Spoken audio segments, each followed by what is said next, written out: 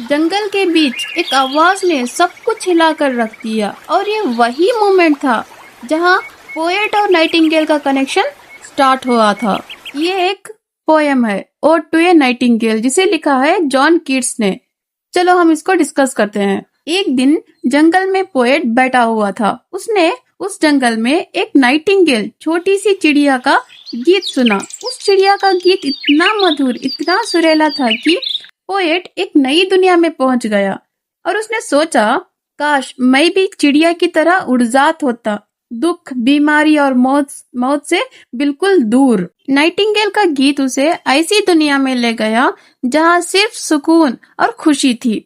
और पोएट अपनी लाइफ की रियलिटी सोचने लगता है कि इंसान हमेशा दुख, थकान और मौत के साए में जीता है, लेकिन ये चिड़िया अपने गीत से जैसे मानो अमर हो गई हो, हर जनरेशन के लिए गाती रहती है। और आखिर में जब गीत खत्म हुआ, पोएट को लगा जैसे सपना टूट गया हो, वो फिर से अपनी दुनिया में लौट आया। ये पोयम एक मैसेज देती है कि म्यूजिक और आर्ट हमें कुछ देर के लिए दुख दर्द से दूर ले जा सकती है, पर जिंदगी की रियलिटी से हम कभी नहीं बच सकते।